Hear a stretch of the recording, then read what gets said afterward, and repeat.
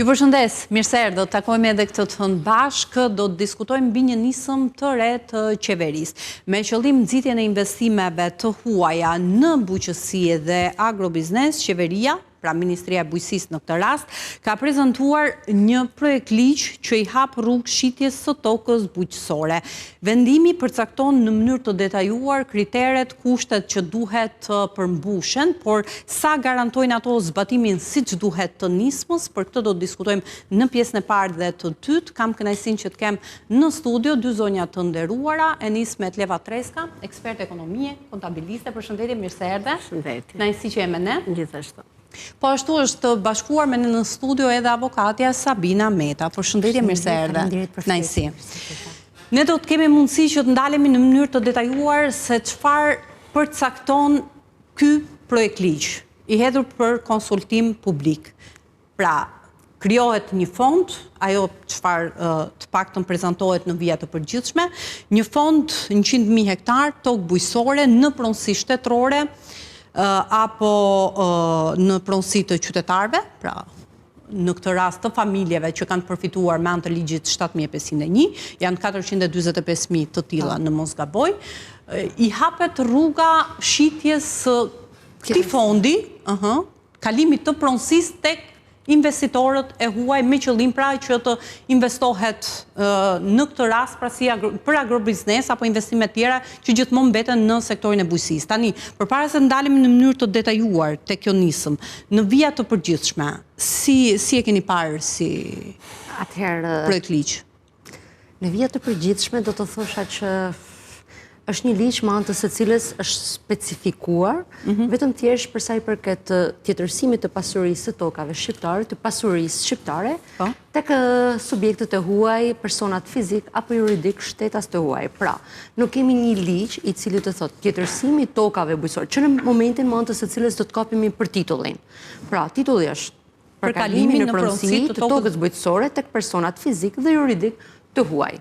Në bazë të kodit civil ekziston parazia përpara ligjit të shtetasve shqiptar, të shtetasve të huaj, personave fizik, juridik, apo atyre pa shtetësi. Specifikimi, tjetërsimi tokave bujqësore të personat fizik, juridik të huaj, që në këtë moment mu me duket një diskriminues, pra përse nuk përfshin tjetërsimin e tokave bujqësore tek personat fizik, juridik. Nuk ka rëndësi të huaj apo shqiptar, sepse prezumohet barazia përpara ligjit, që në momentin e parë mu me duket diskriminim kundrejt subjekteve shqiptar, sparit.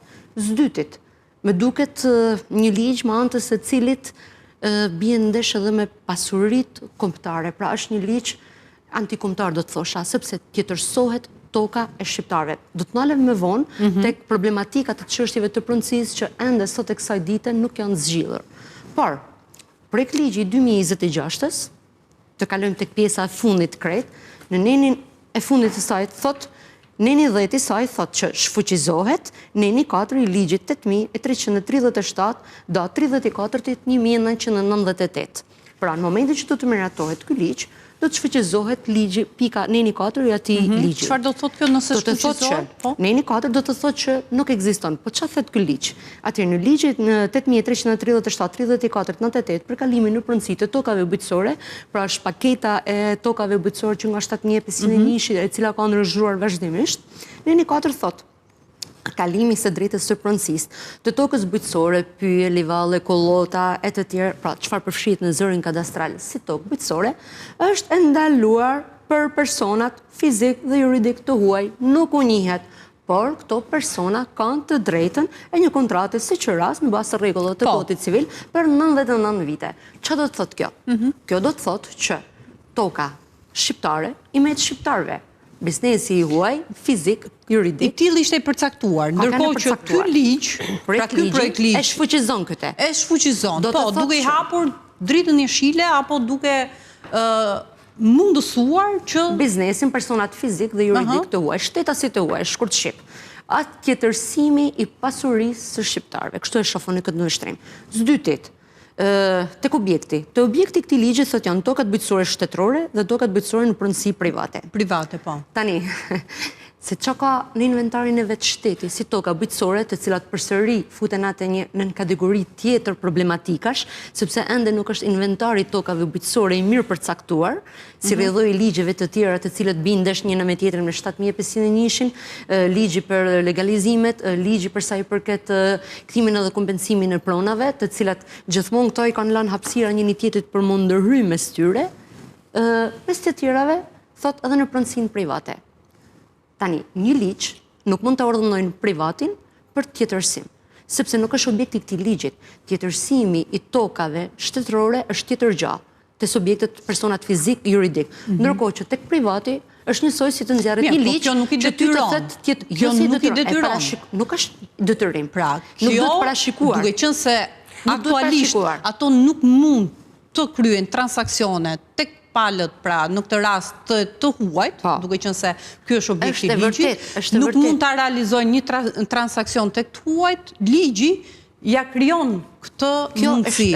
Kjo është e vërtet. Por nuk i detyron asesi që ato të... Asnjëherë nuk mund të detyrohet. Por, në momentin më antës e cilës ti parashikon tokat bujqësore shtetërore, si që është inventari shtetërore është tjetër gjë, dhe tokat bujqësore të subjektit privat nuk mund të jetë objekti këtij ligje, kam fjalën. Ti mund ta nxjerrësh me një aneks ose me diçka tjetër më antës e cilës në këtë ligj përfshihen për shembull edhe subjektet privat ose ata që kanë një certifikat pronësie. Por, specifikimi në pronësi private, sikur cënon të drejtën e pronësisë parashikuar nga Kodi Civil, sepse ku do specifikohen edhe rregullat përkatëse. Atëherë ti nuk ke si parashikon, do me thënë që subjekti privat për të bërë këtë kontratë ose transakcion ose tjetërsim, do me thënë, duhet të ketë certifikat pronësie, duhet të ketë, do me thënë, prokur përfaqësimin nga të gjithë, sepse këto gjë janë të parashikume tek çdo marrëdhënie kontraktore në momentin e tjetërsimit të një pasurie të palujtshme. Me kupton kështu që këtu duket e tepërt dhe përsëri një pyetje, përse shteti e ka futur edhe pronën e privatëve tek ky ligj ose tek inventari tokave shtetërore. Fare mirë mund të thotë me një paragraf, këtij ligji nënshtrohen dhe subjektet privat të cilët duan të tjetërsojnë tokat e tyre. Por në çdo hapësirë ka futur edhe për sa i përket pronat e subjekteve privat. Duke futur ato rregulla të cilat janë universale, do të thosha në tjetërsimin e pasurive të valujshme, që duhet një certifikat pasuri. Askush nuk mund të tjetërsoj pa pasur një certifikat. Pa pasur një pjesë, kur janë disa bashkëpronar, atëherë ti nuk mund ta shesësh, domethënë pa u bëm në thojza më përpara pjesëtimi i pasurisë ose pa marrë të drejtat e parablerjes apo prokur përfaqësimi nga të gjithë pronarët. Domethënë, infiltrimi ose është i tepërt ose që është një shprehje që dardha e ka bishtin mrapa, bëhet për një qëllim, me anë të së cilit për momentin unë nuk jam në gjendje ta identifikoj, por e di që do të jetë në të keqen e shqiptarëve. E qartë. E shihni në mënyrë të tillë edhe ju zonja Treska, pra si një nisëm me cila sot mund të prezantohet në këtë formë, por me zbatimin e saj mund të shoqërohet, mund të devijojë pra nga qëllimi apo të keq zbatohet. Së pari, ky është një ligj që është bërë nga të gjitha shtetet. Shtetet europiane, por secili shtet ka ndjekur kufizimet e veta, sepse qëllimi nga ana ekonomike është pjesa e investimit dhe në bujqësi neve jemi shumë pravambetët e pjesa. Po, nuk ka investimet tuaja në sektorin e bujqësisë. Që nuk përdoren dhe nuk prodhojnë dhe janë shterb. Janë shumë gjëra, por e para vjen si direktivat nga BE-ja dhe ato pjesa e hapjes kapitujve. Nëse do shkojmë dhe me anën e ligjshmërisë. Kështu që unë jam dakord për pjesën e riformatimit të ligjeve, sepse i kemi ligjet e më përpashme dhe është normale mas kaq viteve që kanë kaluar. A është delikate, normal, është siguria kombëtare, është aset, është burimi ushqimeve, më thënë, është dhe është strategjike pjesa asaj, do ke shumë kujdes të japë shtokon. Ka një ligj shumë të mirë Anglia që ta jep për 99 vite.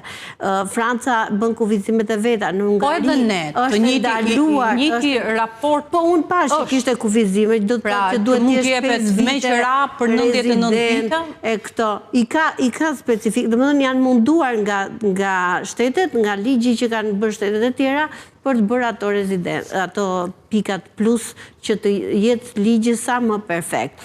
Por, gjithmonë ekziston që të dalin akte nënligjore apo udhëzime të ndryshme që ta mundohen ta devijojnë për arsye të tjera që mund tjenë. Dhe kjo është pika delikate. Do më thënë, ligjartohet, është shumë bukur, është në konform të direktivave të Bashkimit Evropian, po mënyra se si do zbatohet, qëf nga kjo qeveri, qëf nga qeverit e tjera që do vinë, aty është pika delikate e kësaj gjë dhe këtu ne duhet fusim sa më shumë fortesa, por mos me patur mundësi për të devijuar. Sepse neve tani flasim vetëm ligjin në përgjithësi, por si do ndikoj kjo të fermerët, ana ekonomike që do na vinë investime, po do ketë dhe modernizim, ndërkohë, edhe është me këtë frym të faktën është prezentuar një pjesë tokës tamë është e pa punuar, mund të ketë 300 ca fabrika vaj ullirit dhe ndërkohë janë fshitet akoma vaj ullirit me bidon, po ta marrim nga aktet praktike. Në s'ka të pjesën e çuarjes prodhimit deri në fund, dhe normalisht që këtu hyn pjesa teknologjisë për që nuk është se e shikojnë shumë, por fermerët shqiptarë me anën primitive të punës do ta kenë shumë problem për t'i konkuruar këto investitorë që vinë me para dhe të armatosur deri në dhëmë në kuptimin e teknologjisë, paras dhe gjitha, gjë që fermerëve shqiptarë ju mungon. Ka probleme. Tani, duke mbetur tek domosdoshmëria që nisma të funksionoj si që duhet, tek ajo që ju me drejt vut në duke që duhet ketë shumë fortesa, në mënyrë që ta bëjnë të pa depërtueshme apo të mbyllet çdo hapësirë shtek për abuzime. Tani, në nenin 6 të projekt ligjit, të hedhur për konsultim publik, përcaktohen edhe kriteret për fitimin e pronësisë mbi tokën bujqësore, që do thotë ata të cilët do ta përfitojnë apo do të shprehin interesin dhe do të firmosin kontratë, duhet jenë rezident të përhershëm në Republikën e Shqipërisë për një periudhë jo më pak se 5 vite. Kam për qëllim përdorimin e tokës bujqësore vetëm për veprimtari bujqësore apo blegtorale. Se mund ta marrin edhe ndërkohë ta bëjnë vetëm për investim dhe lënë vlera në. Janë të pajisur tani, po i them jo pa qëllim këto, sepse për të kuptuar nëse është mjaftueshëm, a janë mjaftueshëm këto apo duhen mekanizma të tjerë mbrojtës. Janë pajisur me leje qëndrimi nga autoriteti kompetent, të respektojnë kufizimet e sipërfaqes së tokës bujqësore që mund të zotrohet. Pra në këtë rast ishte 2 hektar brenda së njëjtës bashkie dhe jo më shumë se 30 hektar në bashki të ndryshme. Kanë zhvilluar veprimtari bujqësore ose agrobiznesi në Republikën e Shqipërisë të dokumentuar për të paktën 3 vite, 5 vite në Shqipëri, 3 vite duhet të kenë provuar që janë marrë me bujqësi, të kenë arsim të lartë ose provojë profesionale në fushën e bujqësisë, të ushtrojnë veprimtari përmes një shoqërie tregtare të regjistruar në Republikën e Shqipërisë. Mëtej në pikën 2 përcaktohet se mos respektimi një prej këtyre kritereve të përcaktuara ka të drejtë pra që procedura e kalimit e tjetërsimit pra të tokës bujqësore, e kalimit të pronësisë të anullohet. Janë mjaftueshëm këto apo duhen unë do të thosha të tjerë element që do të thosha përplasjet. Momentin më të së cilës ti thuaj janë rezident të përhershëm në Republikën e Shqipërisë për një periudhë jo më pak se sa 5 vjet dhe kemi bënë me një person fizik apo person juridik, atëherë është e tepërt. Pika C, mantës së cilës janë të pajisur me leje qëndrimi nga autoriteti kompetent sipas legjislacionit në fuqi. Pse? Sepse duket sikur të njëjtën gjë ti bjen ndesh njëra me tjetrën. Një person fizik dhe një person juridik përpara se të hapi apo gjatë procedurës së hapjes së procedurave si person fizik apo juridik, pjesë përbërëse është edhe leja e qëndrimit dhe leja e punës dhe leja e banimit, domethënë. Duke qenë në këto kushte, periudha 5 vjeçare e thith, e akumulon dhe e tërheq edhe periudhën 2 vjeçare, sepse nuk mund të ketë një person fizik ose një person juridik i cili punon të 5 vite në Republikën e Shqipërisë dhe minimalisht nuk ka leje qëndrimi, se është pjesë përbërëse e procedurave. Momentin që ti do të hapësh një biznes, para praktikisht do të lidhësh edhe një kontratë notariale e tjerë që janë, domethënë pikat të cilët i referohen procedurës së lejës së qëndrimit. Kështu që A-ja bien ndesh me C-n dhe janë e njëjta gjë e shprehur në 2 mënyra të ndryshme. Kështu që këtë 2 vite pavarësisht detajeve që kemi te pika e ligjit.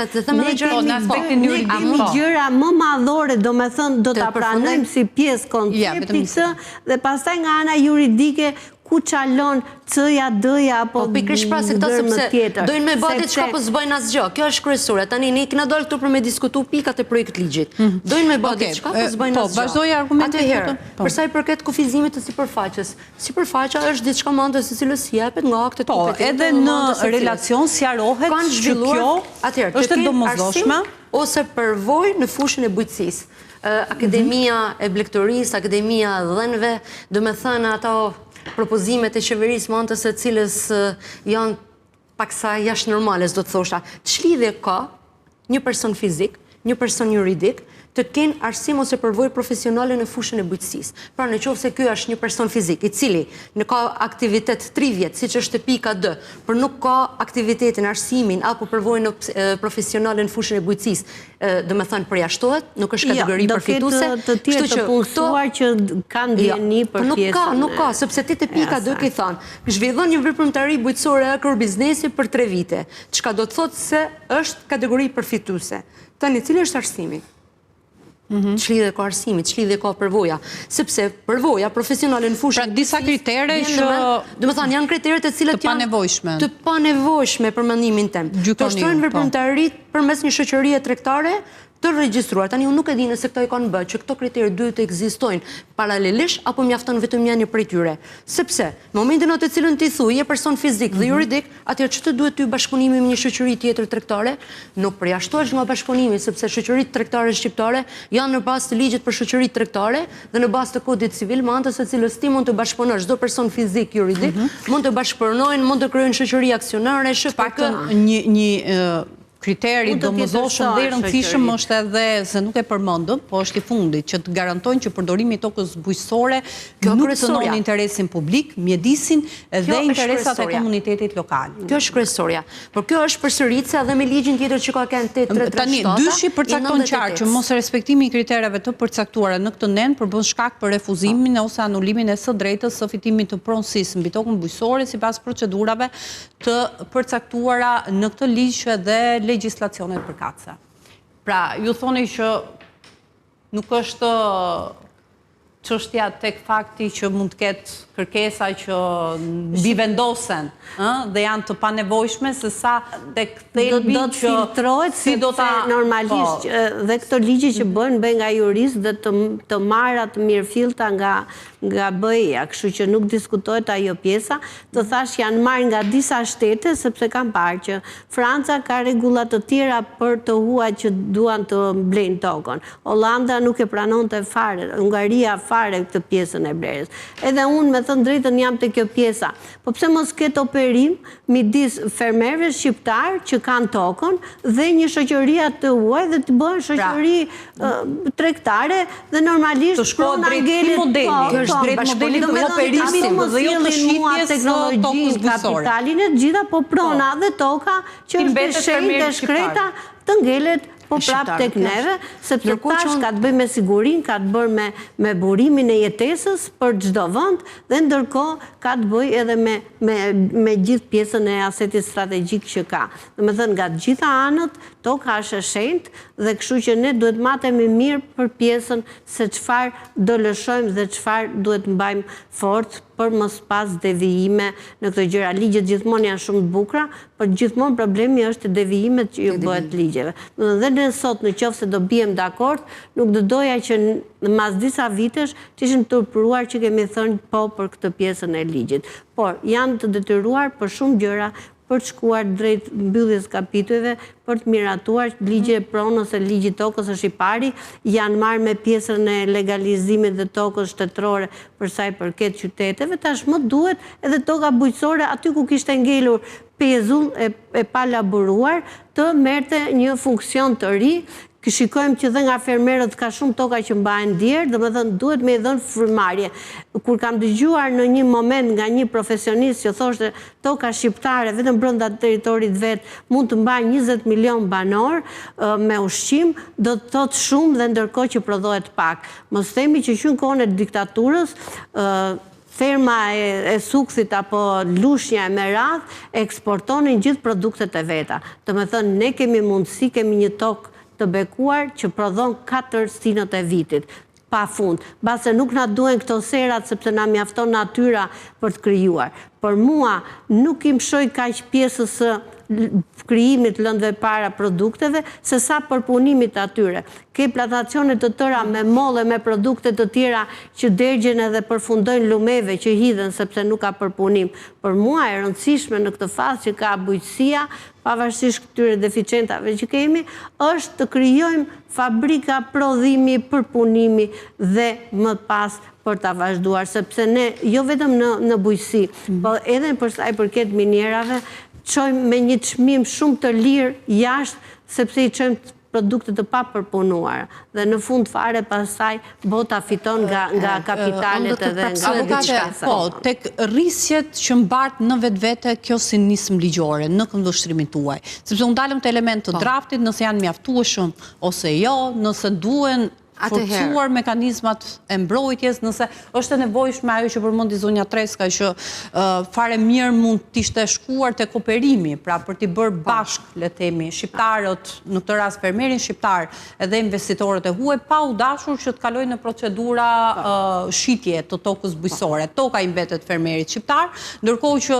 investitorët janë ata që sjellin e vën në lëvizje, po sjellin teknologjinë, modernizimin dhe kapitalin, normalisht ka kapitali financiar. Duke zhvilluar sektorin, por pa humbur pjesa që është shumë e rëndësishme, çështja e pronësisë, pra. Atëherë, paraprakisht domethënë, edhe në vetvete unë do ta shifsha kolegja parafolsja tha që është një ligj universal. Po, Hollanda, Franca, ti marrim të gjitha shtetet e Europës, do me thënë, ato nuk e kanë ende të hapur problematikën e çështjes të pronësisë. Ne nuk kemi përcaktuar ende pronësinë në shtetin shqiptar. Pra, ligji 7501 që ka qenë në fillim, jo ka lënë tokat të pronarëve, ose të jo ka lënë tokat familjeve bujqësore, sepse nuk do të thema pronarëve, etiketimi gabuar. Jo ka lënë tokat familjeve bujqësore. Edhe ai ishte problematik, sepse në fillim ja jepte në pronësi, mandaj na jepte përdorim, mandaj ja jepte të drejtën e punim, të drejtën e pronësisë në momentin më anë të cilës ta përfundoj ti idin, të lutem.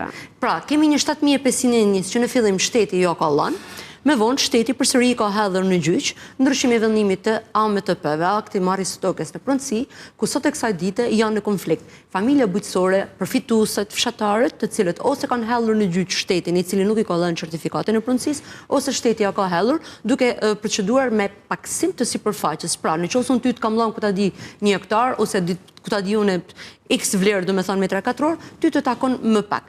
Do me thënë, edhe mbrana këtij ligje të familjes bujqësore, sot e kësaj dite janë gjyqe të hapura. Zyti, është çështja e kthimit kompensimit të pronave. Po, do dalemi tek këto. Po, është neni 5 i cili parashikon që ndalimet e tjetërsimit të tokës bujqësore është në rast kur është objekti i dosjeve për kthim kompensimin e pronave. Pra ndalon të ka 2 dek.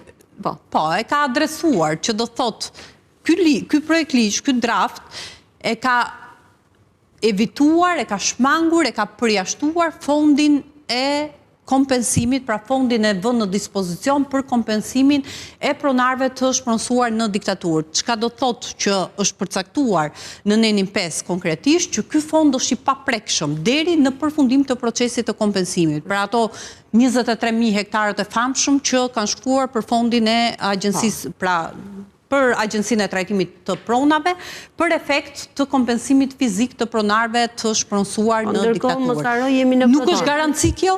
Jo, po ndërkohë jemi dhe nuk është garanci për maleve, mbaron paketa maleve, ka filluar faza 2, të thotë masi të mbaroj dhe kjo dhe të merren dhe pjesën e qytetarëve që kanë aplikuar për paketën e maleve dhe pastaj kjo që do mbetet do jetë për këtë pjesën e investitorëve tuaj. Sepse kanë aplikuar dhe janë në fazën e 2, do të thotë shumë shpejt mbarojnë procedurën. Përgjigjen do ta marrim në pjesën tjetër. Pra nëse kjo nuk është garanci. Do ta marrim në pjesën e dytë, sepse do ta duhet të shkojmë në një hapësirë të shkurtër publicitare dhe rikthehemi.